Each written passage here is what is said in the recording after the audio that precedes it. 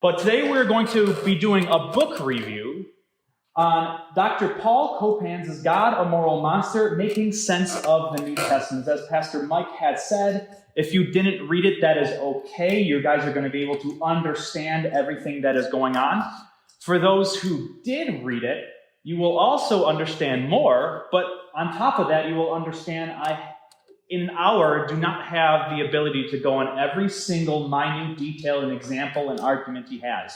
So if you think I missed out on some aspects and questions, I'm telling you, get the book, because I don't have time to go into every little thing that he discusses about in this book. But what I want to do is I want to go into the four big sections and break apart some of the categories and examples that you're going to find in his book to get the ball rolling on how you think about these things, and hopefully it pushes you to start reading more books like this in the future. So the four big sections that we will find in the book and the book discussion outline are these. The first one is the new atheists.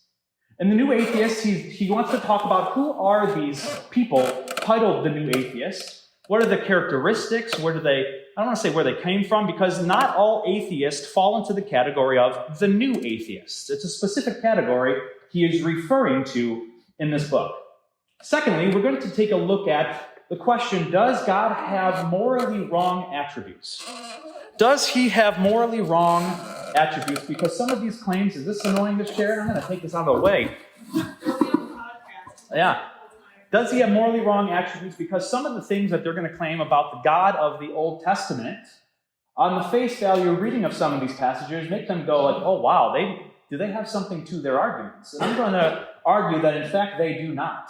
I'm going to look at what Copan has to say, and in some of these sections, I'm going to even give you my own personal arguments that I think are really good defeaters to what we commonly hear, say on social media or at universities, wherever you may find yourself when dealing with non-believers. The third category is the strange and immoral Israel. The strange and immoral Israel. There's a lot of weird things God commands Israel to do, and there's a lot of weird actions that the culture of Israel does that can be accused on the surface level of being strange, or one could say immoral. And we're going to take a look at a handful of those examples and really theologically, historically, and culturally take a dive into what is happening in the ancient Near East with Israel. And lastly, we're going to take a look at a section, I don't know why I looked at the TV, it's on my computer, the topic of morality without God. And I think Dr. Copan has a really good claim of, as Paul Kokel says, a lot of these new atheists are making these moral claims with their feet planted firmly in midair. And I'll go into what that actually means. Does that make sense? Does that sound good? Awesome. So let's go into the first category, or the first section, called the new atheist. Who are these people? Because like I said, and as he describes in the book, they are not all atheists, but they belong to a certain category of atheists that you guys might have seen or read or confronted in your life. And they stem back to roughly around the happenings and the terrorist attacks of 9/11, and they really sort of rode on the idea that religious beliefs are dangerous to society. And for some strange reason, because one extremist sect of religion did this terrible event, therefore, for some strange reason, every religious belief seems to fall into that worldview as well. But they rode on the wave of religion is doing terrible things for our country. Here is a prime example, and they use 9/11 as an example. Also, they like to ride on the wave of what is called the increasingly post-Christian West. Now, Nancy coming in clutch with the... Yeah, Nancy, give her a round of applause, guys. There it is. Nancy, you get another dunk. Increasingly post-Christian West. And what Copan points out, and what my research has pointed out, is very interesting. Now, a lot of times people in the West think that we are getting more agnostic or more atheistic, but statistically, the percentage has went up basically 1 or 2%, depending on what what research group you are reading. But what they have found is a sect of people who are called the Rise of the Nuns. Has anyone heard that before? And the Rise of the Nuns are basically a category of people who, you've heard this topic before, I just feel religious. I don't believe anything in the Bible. I don't believe anything in any religion. I don't go to church. I don't listen to music. I don't do anything, but I just feel like a very spiritual person. Now, percentage-wise, a lot of believers and religious believers have moved into that category of belief. So the idea of the rise of the nuns statistically has shot through the roof, though being atheist and agnostic percentage-wise has only gone up about 1 or 2% from 1997, which is very interesting. But the rise of the nun category could be just as dangerous, per se, and we also need to know how to deal with those worldviews as well. Now, Copan points out 4 specific characteristics of this group called the New Atheist. And we've heard of people like Daniel Dennett, Richard Dawkins, Sam Harris. You guys heard about those people before? And those are like 3 of the 4 horsemen, they categorize themselves, of this New Atheist movement. And there's 3 characteristics that we need to see. First is they believe what is called scientism. And I'm not going to have time to go into what scientism is, but quickly, scientism is the belief that we can only get knowledge through science, or that science is the best way to achieve knowledge. Most of the time, they fall into the idea that if it's not scientific, we can't know anything about anyone. So any philosophical or religious talk is literally nothingness, just nonsense to them. Now, I think that is just blatantly false, and one of these days I will go into that, but for the time being, I cannot. But their characteristic is they fall into the category of being scientific in their worldview. Secondly, their arguments against God appeal to emotion rather than deduction. And deduction is basically this. You've heard this before in school. If A equals B and B equals C, therefore A equals C. Basically a quick, like, if this is this and this is this has to be the conclusion. That's like a deduction or deductive type argument. What they have done in many of their arguments and debates is what is called the fallacy of an appeal to emotion, which we can see with them riding on the coattails of 9/11. What they have done is they like to give a lot of examples and stories that make you feel like, oh man, this is terrible. This is really bad. Yeah, that's right. Religion is garbage for society, rather than actually appealing to good, logical arguments to get their point across. And third, and lastly, what is very interesting in the debates, and I've seen tons of them, is they're not willing to own up to the evil in the name of atheism. We look at some examples like Stalin, right? And what we find statistically in the 21st century, more deaths and murders have been done in the name of atheism than it has been done in religious names, which is very interesting. Yet, what do they do with that? In reality, what they try to do is sidestep that and try to get back to why religion is terrible. Now, Copan on page 19 says, this is the reason why I wrote that book. After all this is the reason. And I'm going to quote him here. He goes, despite the strong intellectual response to the new atheism, one area seems to have been left undressed, and it's that of Old Testament ethics. The God of the Old Testament. Some of the things he's done, commanded, who he is. We have to address that much better because this is where their attacks seem to be. But he does want you to notice this right off the start. The things that these new atheists are bringing against the God of the Old Testament and the ethics against God are nothing new. In fact, when we find a lot of ancient sources, and here's an example, the writings of Marcion from around 85 to 160 AD, like centuries and centuries and centuries and centuries ago, these arguments against God of the Old Testament have been written about, have been argued, and have been answered for centuries and centuries. He basically says this is an old attack with new faces. And we like to see that a lot within society. It's an old problem with a new face attached to it. And a lot of people think it's like this new upcoming sort of way of belief. In reality, it isn't. Let me quote you Dawkins here, one of the 4 horsemen. He says, God is morally indistinguishable from Hitler's invasion of Poland. Daniel Dennett says this, God is simply a Superman who can take the sides in battles and be both jealous and wrathful. Well, are they right? Is this a correct analysis of God's attributes within the Old Testament? Well, let's jump into the second category, and let's examine this question. I'm going to examine just 3 of the ones that we find in the book, because he goes into a lot more, I should say, a handful more of those in the book. And the 3 we're going to deal with are pride, jealousy, and God being an abusive father, or what they call the divine child abuse. Divine child abuse. So let's tackle the first one, pride. Who has heard this before? That God is like a prideful son of a gun. By a show of hands, who have heard that before? Wow, almost all of you. That's crazy. And so this is what Copan says. The new atheists wonder how God, who is, well, so God-centered, can't also be accused of narcissism and vanity.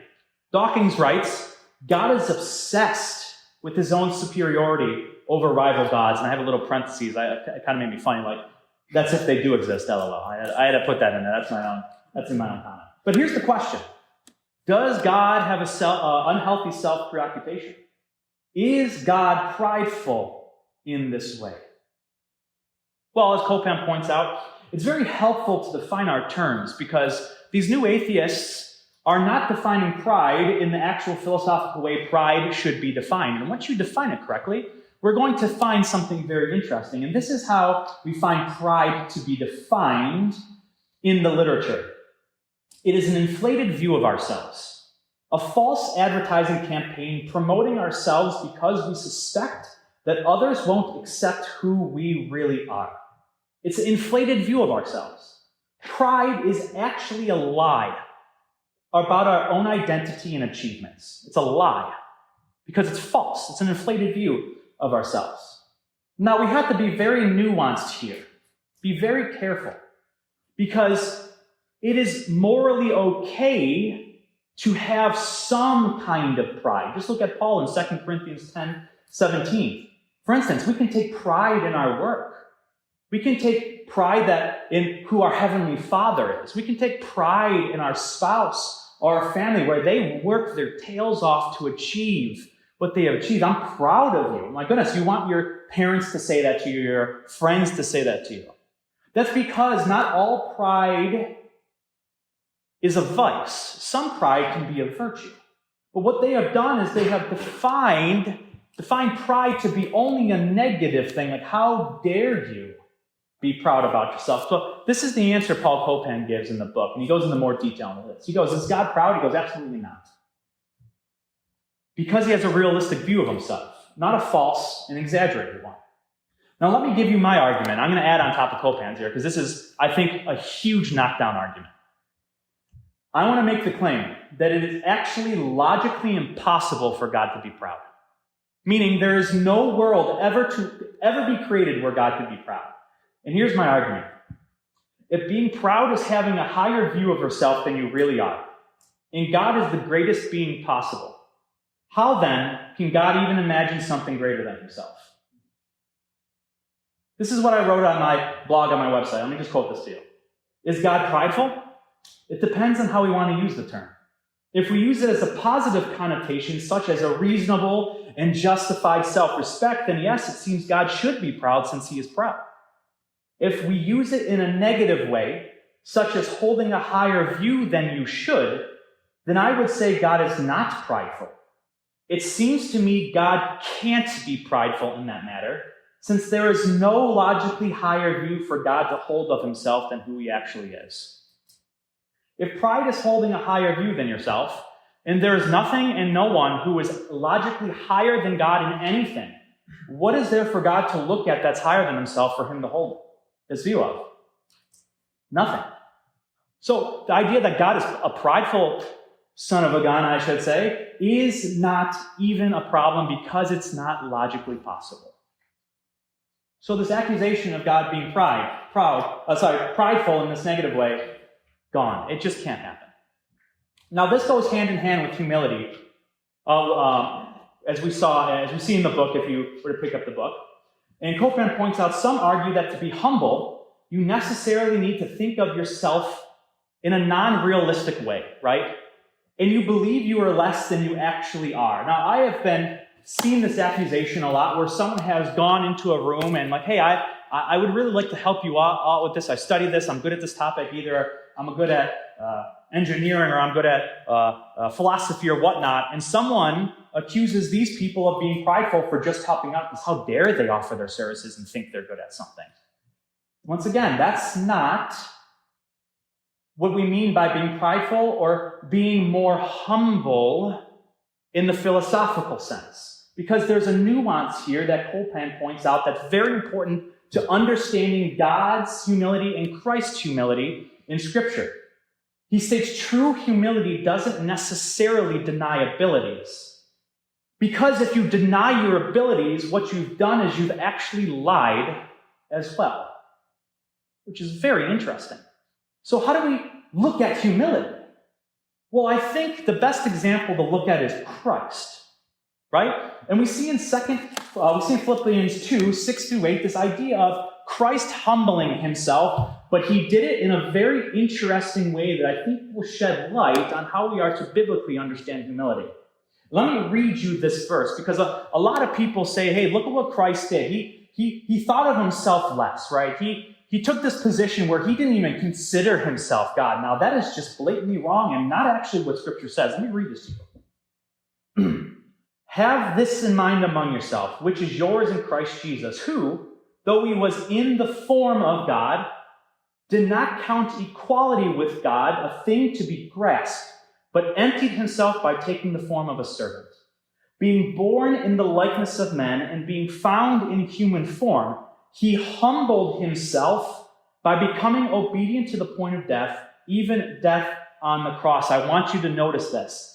Jesus never denied who he was. He did not thought to be counted equal with God. That means he assumes he's equal with God. Because if he thought he could be counted equal with God in the first place. So he doesn't think he's less than God. He counts himself equal to God.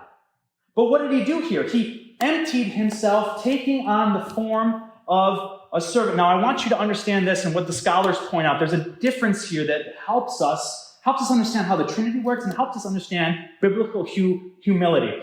There's a difference between what is called ontology versus economics. Ontology is basically like the way you are, right? How things are in themselves. Let's look at the base sort of thing it is. Let's discuss and break this down. Economics is how things perform. And so what people say in regard to Christ and the Trinity, right?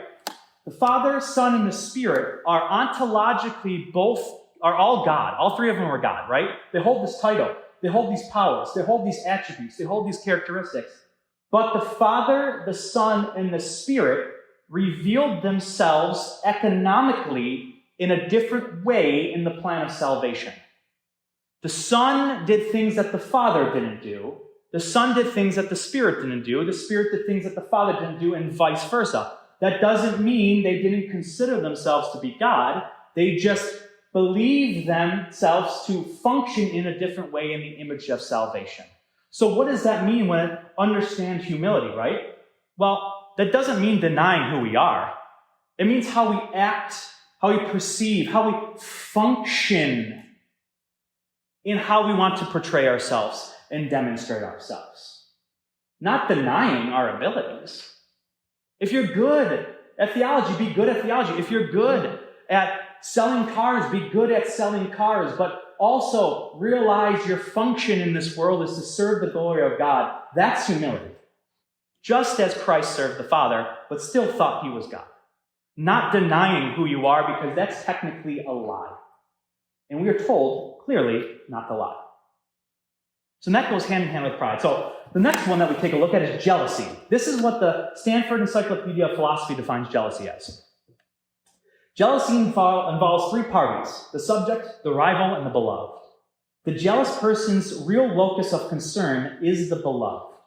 The person whose affection he is losing or fears losing, not his rival. Now, this is helpful in our understanding because apparently to the New Atheist group, being jealous is necessarily a bad thing. No matter what, it's a bad thing. Well, that's clearly not the case if that's how we want to define it. Because we've seen that jealousy can be a vice, right? It can be a bad thing, such as Galatians 5:20, where there's enmity and strife among each other, among your family, among your friends. Copan writes, it's bad to protect the petty. It's good to fiercely guard the precious. And with that, we can see that jealousy can also be a virtue. How can it be a virtue?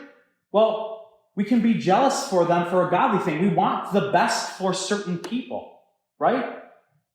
God isn't some entity that stands far away like the deist believers believe, but God longs to be in communion with us and desires our best. So, of course, if we are moving into a way that he knows is negative for us, of course he's going to be jealous for us because that's the good thing to do. And notice, when the word jealousy is used in the Old Testament, it is always in the context of idolatry and false worship. Always in that context. But the new atheists have a huge problem. Not only do they define it wrong, but they make a massive assumption that makes them unable to see how jealousy, when it comes to God, can be a good thing. And it's this. If we believe gods don't exist, we wouldn't assume that other gods being jealous or idolatry is a bad. Sorry, let me pray that again. If we don't believe gods exist, we wouldn't think idolatry is a bad thing, right? Because it's just like nothingness. It's like a silly myth, right? Then, of course, jealousy in that degree would be bad. But if God exists, and he's the one and only God, and any other road away from him is not the correct road, then God longing and being jealous for us is a good thing. They make the assumption God doesn't exist to make their argument. But as soon as you put the equation of God does exist in there, the idea that jealousy can be a virtue is a wonderful thing. And the last moral attribute that we're going to look at is this idea of this abusive fatherhood. Have you heard that term before? God is a divine child abuser. We've heard that? Sam has heard that? Anyone? And they get this from Genesis 22, where the law of Moses condemned child sacrifice, but for some strange reason, God goes to Abraham and goes, I want you to go sacrifice your son Isaac on the mountain. Now, their accusation is that, what is going on here? This seems like child abuse, right? Because in our culture, that's a terrible thing to sacrifice your kids, and I would agree with that. It also appears that God seems to violate, with his authority, his own basic moral commands and moral standard. Well, is this a correct way of seeing the story?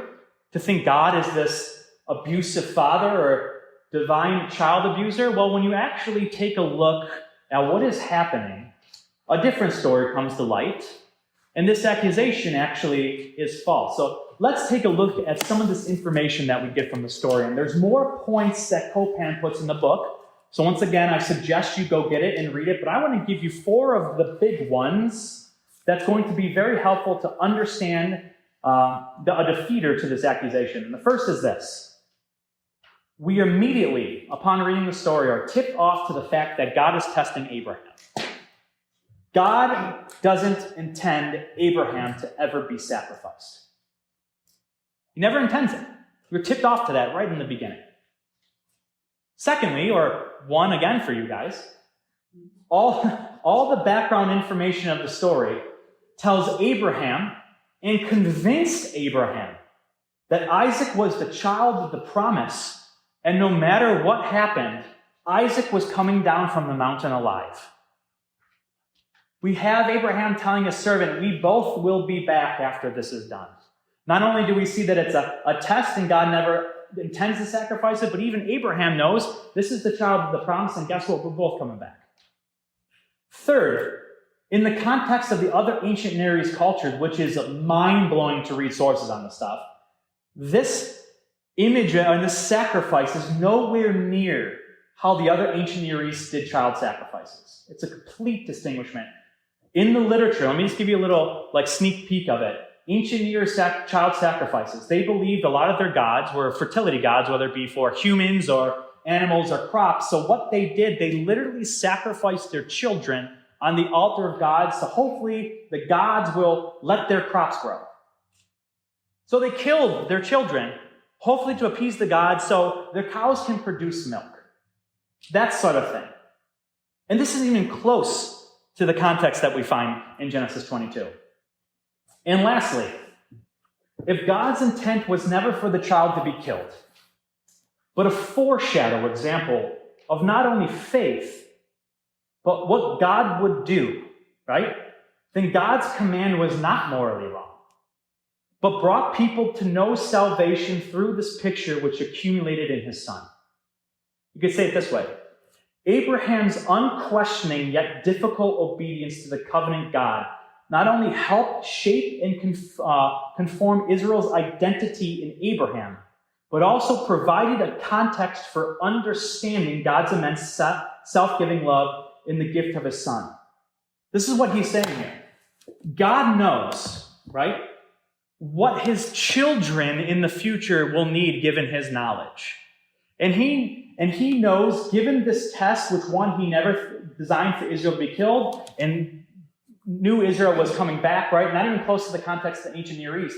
God knew if I were to give this as an image of faith and the foreshadow of my son, how many more people would come to salvation through this image all throughout the rest of the reality of this world? In fact, this is an image then of a loving father knowing what his future children need. It's not a divine child abuser, it's a picture of a loving father. A loving and brilliant father who never intended him to be killed, but knew what his future children need in order for salvation. That's not an abusive father, that's a loving father, if I've ever seen one. So, prideful? No. Actually, he's not logically, I think it's logically impossible for God to be prideful. God is humble in the correct ways. He shows humility in the correct ways. He's jealous in the correct ways. And in fact, through this story, even the biggest and worst story they bring up, we see that our Heavenly Father is actually a brilliant and loving Father through the story, not a child abuser.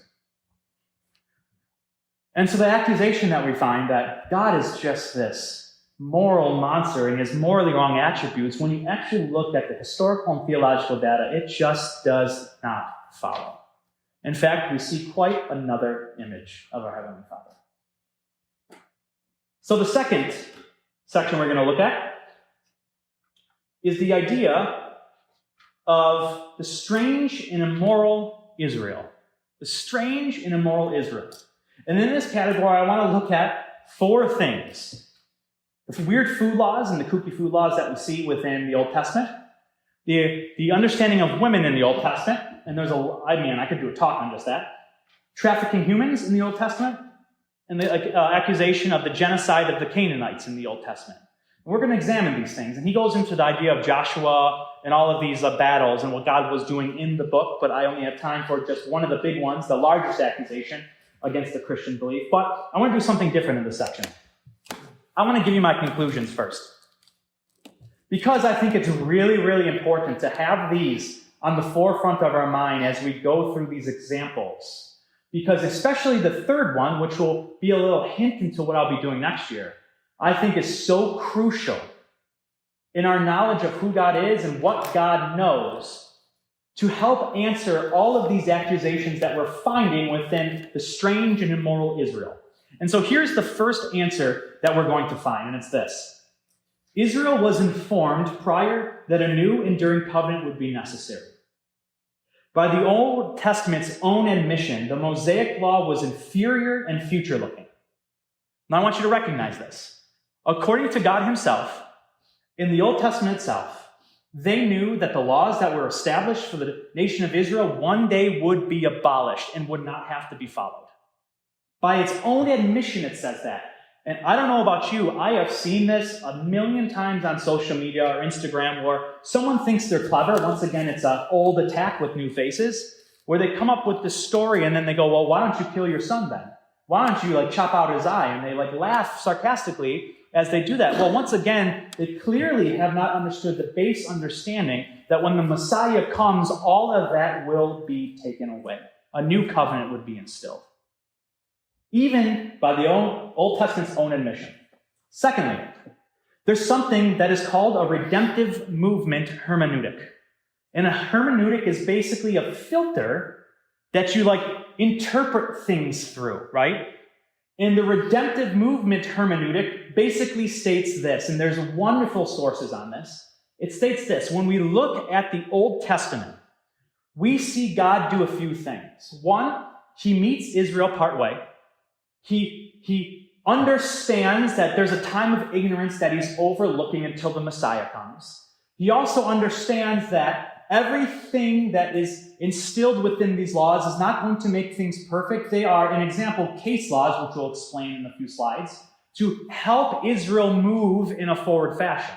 And so what this hermeneutic says is when we look at the Old Testament commands and laws, they are designed to slowly move Israel in a redemptive and forward movement back to the original creation ideal that we see in Genesis 1 and 2. But the flip side of the coin is this, and it's really interesting.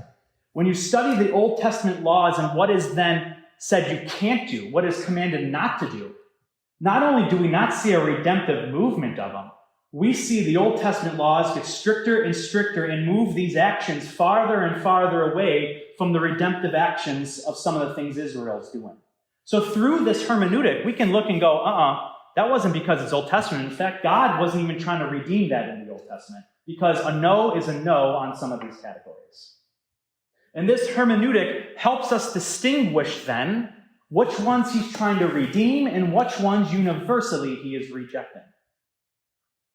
And the third conclusion that I really want you guys to know is that God has middle knowledge. And I'm going to talk about this for the first half of the year next year because it is so important and so fruitful of it. You're not going to want to miss it. And middle knowledge is this. Let me give you a technical term and explain it really easy. Middle knowledge is God's knowledge of what are called counterfactuals. And counterfactuals are facts that run counter to what actually happened in this world. Or we can put it this way.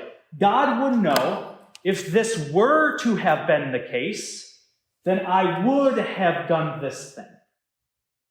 Even though it never was the case and I never did that. If I were to have done a different topic today, this would have been who would have come. That's what middle knowledge gives you. And if that's the case, look at how this explains just one section of the Old Testament. Because it explains all of it. I'm telling you, it explains all of it. It's crazy. Because the question I've been asked is this: if God knew that what he was giving in commands and laws was like redeeming them, why in the world, if God knew what they were doing was wrong, why didn't he just go like, hey, Israel, cut it? Like a full stop, just end everything right then and there, and put such strict laws, and he didn't have to like use the culture to go, stop it. Like, no is no, no, no, no, no, no. Let's get back to the original ideal as quick as possible. Well, middle knowledge gives you an answer. And it says this: if God's concern is salvation, God would know that if he were to do this, this would be the result of the sum total of salvation in the world. And it could, as far as I know, be half of people come to the saving faith in God than it did in the way he acted now. You can put it this way: if his concern is salvation, then God's middle knowledge would inform him of what kind of timing and improvement during the ages he would need to draw free creatures near and dear to himself for salvation. Because a lot of us, we like to step on a pedestal and say, I would have done this if I was God. Well, guess what? You don't have God's mind. And God has middle knowledge. And if he knows if he were to have done that, this would have been the result. And knowing God's good, perfect nature, I'm assuming he chose the correct world to create. So middle knowledge, and I'll get more into it next year, resolves, I want to make a claim, almost, I think, everything of these problems in the Old Testament.